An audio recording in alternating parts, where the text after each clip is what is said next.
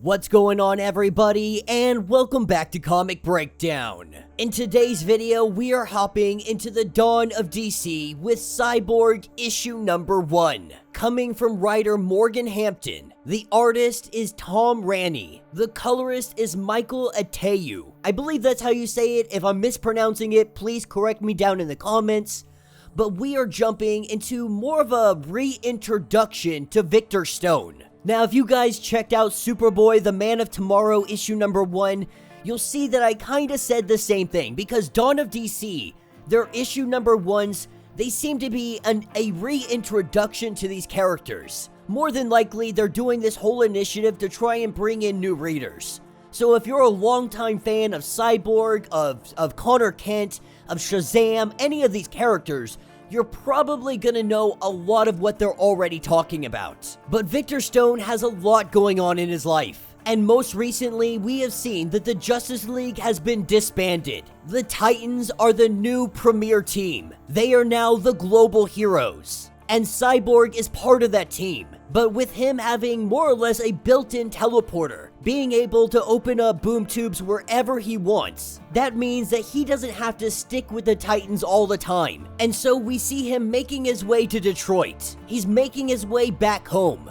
Little does he know that tragedy is about to strike. So make sure you guys have subscribed to the channel, make sure that you like this video, and with that being said, let's dive into this breakdown. Alright gang, so as we dive into this issue, we are picking up in Detroit, Michigan. We have Cyborg facing off against Gizmo and Mammoth. Definitely a throwback. Something that we haven't seen in quite a while is these guys facing off against one another. And of course, they're no match for Cyborg. He is quickly able to beat them, opens up a boom tube right to Star Lab cells. Gizmo and Mammoth, they're both taken down just that quickly, as he stops a building from falling in all the destruction. The whole time he was doing this fight, Sarah Charles was blowing up his phone. Once everything is in the safe and clear, he answers it, only to find out an awful truth. This is what takes us to the lab of his father. Silas Stone has died. And as he talks to Sarah about this, she says that she reviewed the security footage. He had had a heart attack, and he was alive for about 10 minutes. Then it finally took him over and his life expired. Sarah beating herself up because she's usually tied to his hip. Today was the one exception, and so she's kind of beating herself up that she wasn't here to save him. The truth is, Victor is sad about this, but him and his father have had a bad relationship for years. The ball has been in his father's court after all of this time. All he had to do was acknowledge everything that he took from Victor, and then they could work on repairing their relationship. At least, that's how Victor sees it. He believes that his father only ever loved the potential that Victor could be, but Sarah does make him promise that he will show up to the funeral. That's what takes us to a week later. He is sitting down with his therapist, Dr. Sutton. They are talking about his feelings, about everything that has transpired. But what he really wants to talk about today is the funeral. While everyone said how great of a man his father was, how he inspired so much,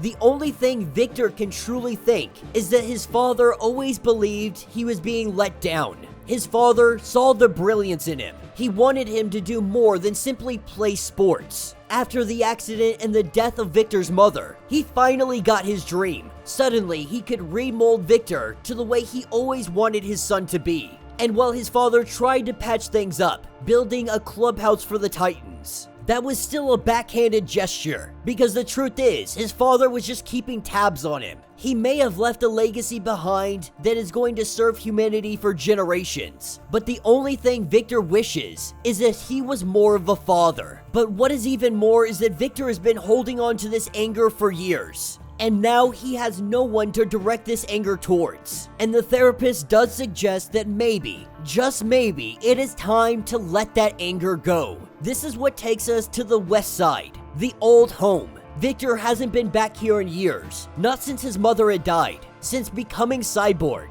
And so as he reminisces and goes through the entire house, we see walking down the street is some kind of metal guy, some kind of robot that is walking the streets, clanking its way down the road. We see that it's causing car accidents, it's causing problems.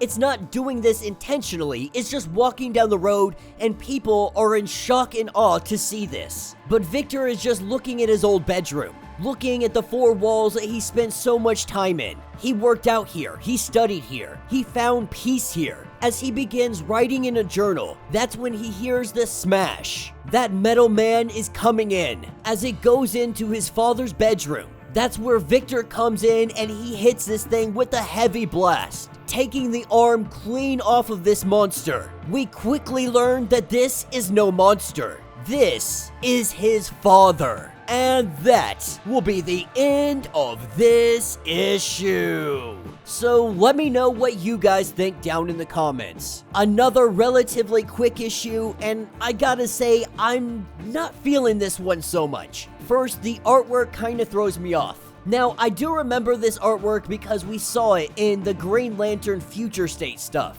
And while it did inevitably grow on me, I still wasn't the biggest fan of it. It just looks kinda wonky. And if you go back and look, Sarah, she's supposed to be a black woman, and she really looks purple. It just looks like a lot of the color tones are off, things don't really match up well.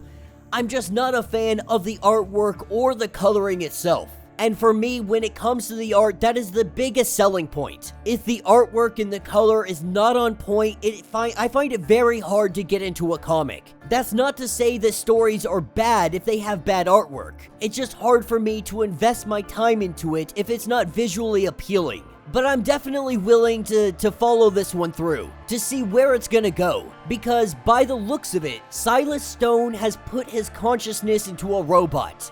Or somebody has. If that is the case, this would give Cyborg some way to bond with his father. Someone doing this against his father's will. I don't know about you, but that sounds like they might have a lot of things in common moving forward if that is the case. But yeah, this comic's alright. Like I said, it's nothing superb, it's nothing amazing, it's not groundbreaking in any way, shape, or form. But it's not a bad start. But let me know what you guys think. Let me know your thoughts, let me know your theories. If you would like to get completely caught up on everything going on with Dawn of DC, be sure to check out the link in my description as well as the top of this video.